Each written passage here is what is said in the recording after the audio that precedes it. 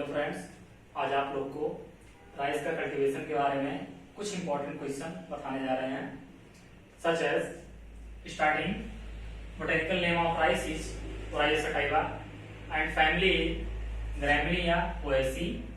Chromosome number 24, origin place Indo-Burma South East Asia. Protein 6 to 7% पाया जाता है rice में। और राइस की प्रोटीन का जो नाम है इसको हम ओराइजिन बोलते हैं। ठीक, इसमें जो फैट परसेंट होता है 2.2 से 2.5%, कार्बोहाइड्रेट 70%। ठीक है।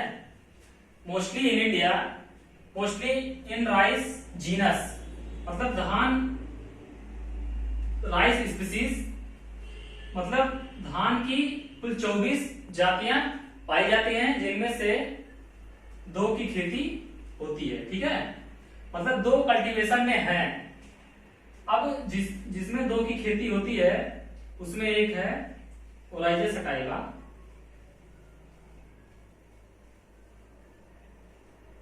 दूसरा है ओराइजा ग्लैबेरिमा। ठीक है।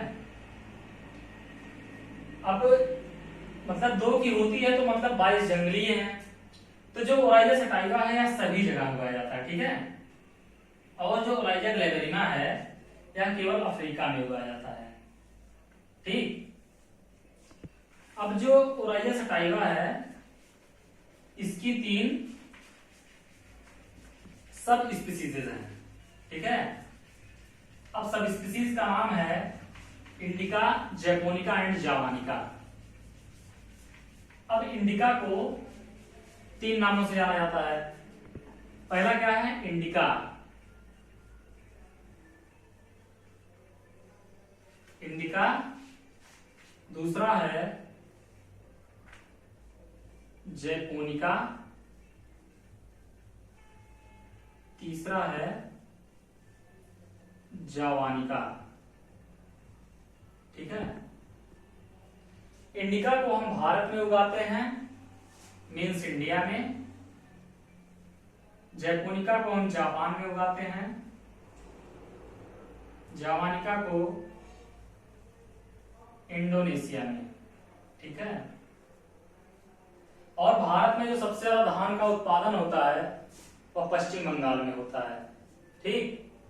अब जो इंडिका है इसको हम 3 सीजन में उगाते हैं भारत में। अब 3 सीजन में कैसे? पहला हो गया अस, अमन और बोरो। ठीक। अब अस का जो सोइंग टाइम है, सोइंग टाइम मोस्टली तो जो राइस है वो खरीफ सीजन की क्रॉप है। अस का जो सोइंग टाइम है और हार्वेस्टिंग टाइम।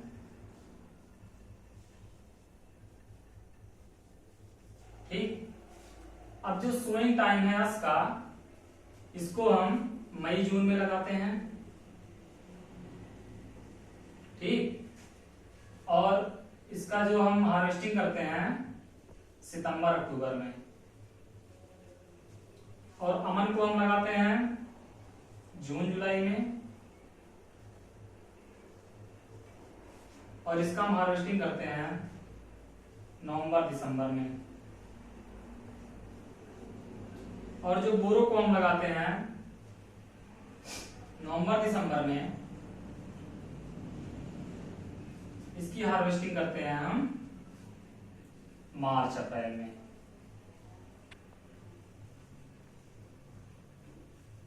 ठीक है।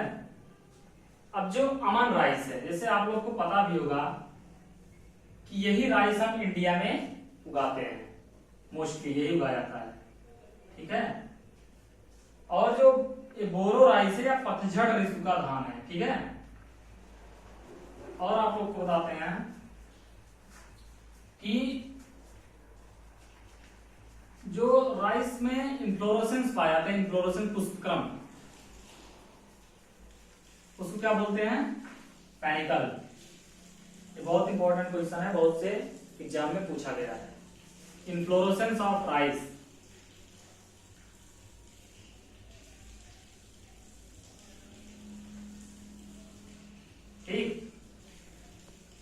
इसको हम बोलते हैं पेनिकल, ठीक है। और आप लोग जानते होंगे कि ग्रैमनी फैमिली में मोस्टली 3 पुंकेसर पाए जाते हैं, लेकिन राइस एक ऐसा क्रॉप है जिसमें 6 पुंकेसर पाए जाते हैं, ठीक।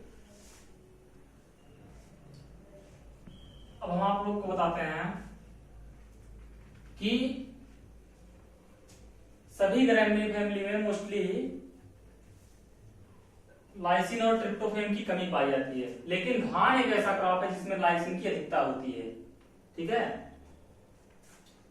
अब हम बताते हैं सीड रेट ऑफ राइस।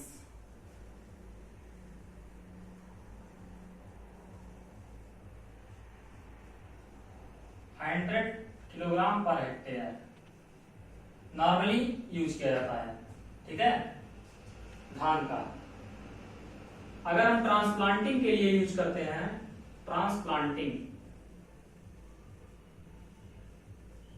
के लिए, तो 40 से 45 किलोग्राम मोटा धान है ये, बोल्ट राइस।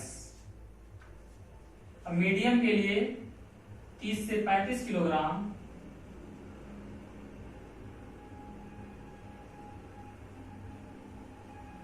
पर हेक्टेयर, और फाइन के लिए 25 से 30 किलोग्राम पर हेक्टेयर, ठीक है। ये हो गया।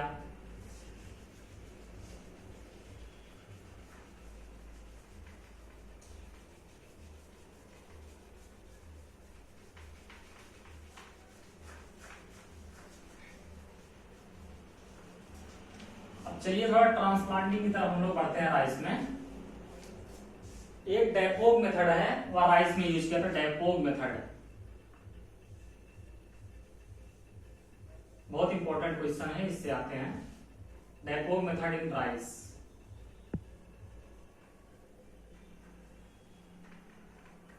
इसे मैट मेथड भी कहते हैं। जैसे मैट नहीं होता है उसी हिसाब से इसकी नर्सरी ग्रो की जाती है, और इसका हम बंडल बना लेते हैं आसानी से। तो जो डेपोग मेथड है या फिलीपींस मनीला से आई, इसे मैट मेथड भी कहते हैं, या फिलीपींस मनीला से आई। इसमें जो नर्सरी होती है वह बहुत ही कम दिनों में तैयार हो जाती है, 11 से 14 दिन में, ठीक है। और इसमें जो है 11 से 14 दिन में यह तैयार हो जाती है, ठीक है। और इसमें 2 से 2.5 किलोग्राम बीज की जरूरत पड़ती है। प्रति वर्ग किलोमीटर 2 से 2.5 किलोग्राम बीज की जरूरत पड़ती है। कितना? 2 से 2.5 किलोग्राम डेपोग मेथड, ठीक है। और एक मेथड है SRI method in rice. SRI method, इसका पहले तो फुल फॉर्म पूछा जाता है, सिस्टम ऑफ राइस इंटेंसिफिकेशन।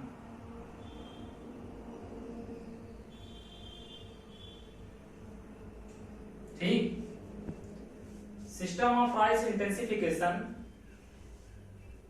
यह जो है मेडागास्कर से आई, और सबसे पहले इसको तमिलनाडु में अपनाया गया था, ठीक है। और इसमें 6 से 7 किलोग्राम बीज की जरूरत पड़ती है बस पर हेक्टेयर, ठीक है। अब जो राइस है, अब अगर हम न्यूट्रिएंट की बात करें तो जैसे हम नाइट्रोजन का यूज करते हैं राइस में, तो मोस्टली जो क्रॉपें होती हैं वह नाइट्रोजन को, ठीक है, क्योंकि इससे क्वेश्चन बहुत पूछे जाते हैं, इसलिए हम इस पॉइंट को डिस्कस कर रहे हैं। तो नाइट्रोजन को जो मोस्टली क्रॉप होती है वो नाइट्रेट फॉर्म में यूज करती हैं, बट ये राइस एक्सेप्शन है जो नाइट्रोजन को अमोनिकल फॉर्म में यूज करती है, ठीक है। यह इसलिए यूज करती है क्योंकि राइस को वाटर लॉक्ड कंडीशन में हम लोग उगाते हैं, वाटर लॉक्ड कंडीशन।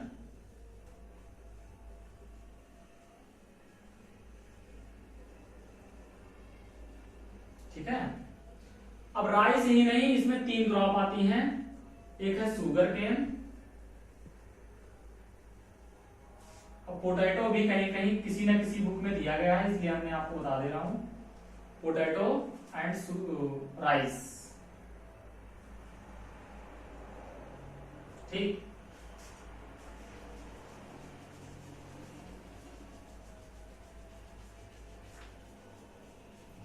और एक सबसे मोस्ट इंपॉर्टेंट क्वेश्चन है कि खैरा डिजीज लगती है राइस में, खैरा डिजीज बहुत से एग्जाम में पूछा गया है, Khaira disease of rice.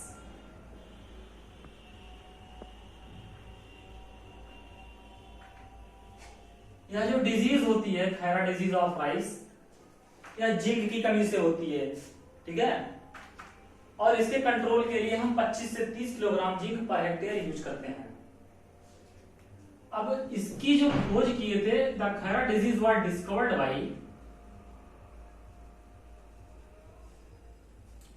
Bye इसको किए थे वायल ने 1966 में, ठीक।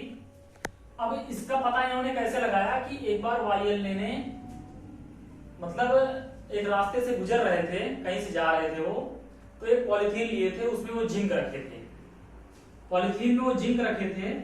क्या हुआ कि मतलब अब धान का जो सोइंग टाइम है, वो खरीफ सीजन की फसल है, तो उस टाइम क्या हुई थी कि बारिश बहुत हुई थी और रास्ता जो था वो सही नहीं था, बहुत कीचड़ भरा रास्ता था। तो वहां से वो साइकिल लेकर गुजर रहे थे, तो क्या हुआ कि अचानक से उनकी साइकिल फिसल गई और वहीं पे वो गिर गए। जब वहीं पे वो गिर गए तो राइस की क्रॉप लगी थी वहां पर। उसके बाद क्या हुआ कि उनका जिंक जो है उसी क्रॉप में गिर गया, तो वो उठाए तो मतलब पूरा नहीं उठा पाए, कुछ हिस्सा वहां पे बचा रह गया। तो वहां पे जो क्रॉप लगी थी, जितने कुछ दिनों बाद वो फिर वहीं से जा रहे थे, तो उन्होंने देखा कि जितने हिस्सों में जिंक गिरा हुआ था, वहां की जो क्रॉप थी राइस की, वो पूरा हरी भरी हो गई और बगल में जो है सब झुलस गई। तो इससे इन्होंने आसानी से पता लगा लिया कि जो खैरा डिजीज होती है वह जिंक की कमी से होती है।